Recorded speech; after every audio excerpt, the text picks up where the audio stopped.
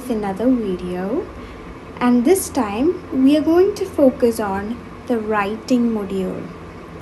So the writing module is one of the toughest modules for most of the IELTS candidates, but we can learn a step-by-step method on how to crack it. So basically, we cannot teach the entire module over here in just 15-minute segment, but we can assess a good essay and understand the various elements of the essay, how the sentences are constructed, and what all are the factors that bring up the score. So here is an essay that is worth an 8+, and we'll discuss it for now. First, let's read the question.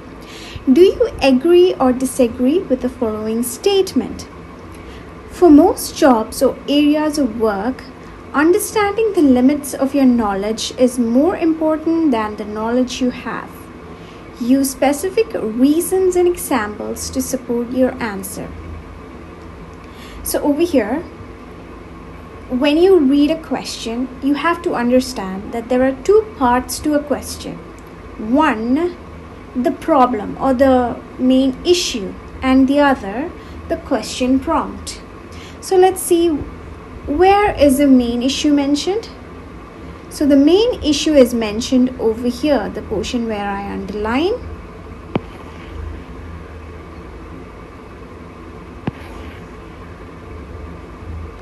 This is the issue. And the question prompt of whether is it a advantage disadvantage type of question, or a problem solution type of question, or an opinion type of question is mentioned over here. So this is a prompt. So these two separate things give us an idea of how you should approach your question. For more details on how to organize based on the question prompt, join our classes. But for now, we will just assess this particular essay. For any essay, first you have to start with an introductory paragraph. Let's see how the introduction is over here. Dexterity calls for a profound knowledge in any job taken up by a person. Many corporates inculcate this in their workforce to stay ahead of the curve rather than just understanding the limitations. In this essay, I will discuss various perspectives before arriving at a conclusion. So over here, in the first sentence, you can see that the person has included simple sentence, at the same time, good vocabulary. Dexterity is a good vocabulary, which is even rare, and it's not compulsory that you have to bring in complex or compound sentences for your introduction paragraph. So the first portion is where you just paraphrase your issue. So this portion is where you paraphrase the issue, and the second portion where I say, in this essay I will discuss various perspectives before arriving at a conclusion. This is called the thesis. The thesis statement depends on the question prompt. So if your thesis is not appropriate, then you might lose a lot of marks for not answering to the question. Now let's move down to body 1. So for IELTS essays, it's important that you use a lot of connectors so that your reader can understand the organization. So let's see. First of all, growth and development in any field requires an unquenchable thirst for wisdom.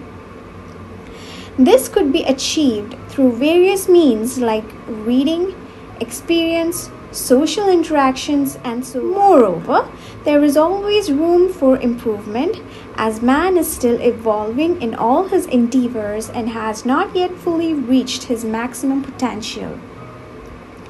So, on an individualistic level, when an employee knows better or brings new ideas for the company, it helps the company progress on a corporate level rather than staying stagnant. Hence, growth requires active updation of knowledge rather than being confined to the limitations from being aware about it.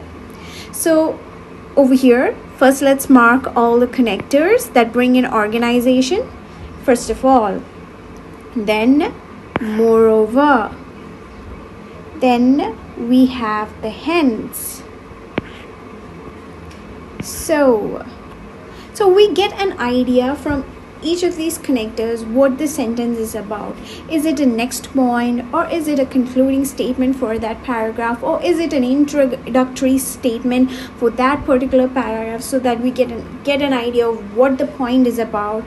That way, it's easy as a reader to understand what this particular paragraph is about and avoid a lot of confusions. Let's move on to the second paragraph. Second of all, knowing what to do through periodic updation of knowledge saves a lot of time by preventing the repetition of the same mistake.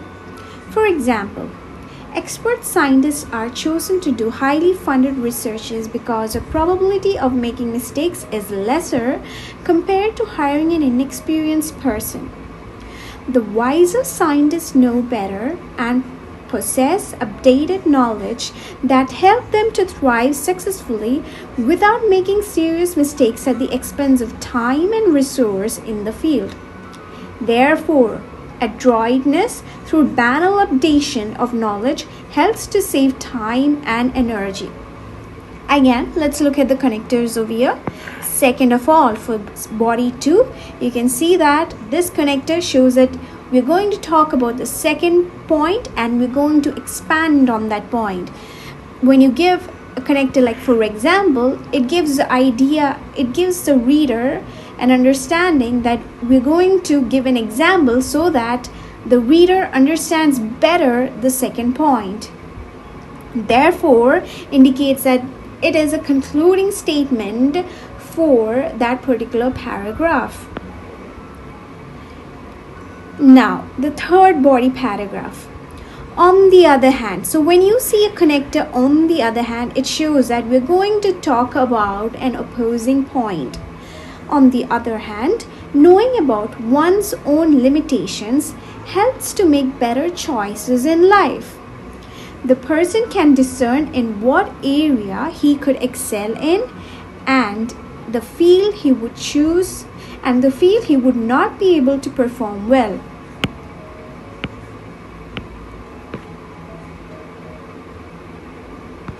That way, he can focus and spend time on tasks that he is sure to do well and contribute better for the organization.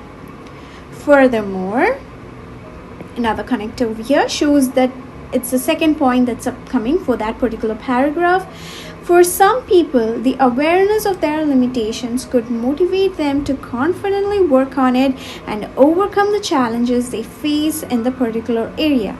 Thus is another connector that shows it's a concluding statement for that particular paragraph. Thus, being aware of one's own flaw in intellect could be a stepping stone to success in some instances. Now, suffice to say, when you see suffice to say, it just simply means to conclude. It's common that everybody uses to conclude or in conclusion. So if you want to bring in variety, you can say suffice to say. Suffice to say, though, there are a few positive aspects of understanding the limitations in knowledge that one possesses, there are tremendous amounts of benefits when one decides to upgrade their mastery in a particular area of work. This is because the world is not constant but gradually changing with time, and the survival of the fittest posits the need to be flexible to the trends of the generation. So this particular last paragraph is called the conclusion paragraph, and you can see that it is not more than 2 sentences. You don't waste your time around introduction or conclusion paragraphs. by writing too many sentences. If you want to write a lot, make sure you write in the body paragraphs. You can make the body paragraphs a bit bulky, not the introduction or the conclusion paragraph, just for the sake of overcoming or exceeding the word count. So that's it for today. Until next time, take care.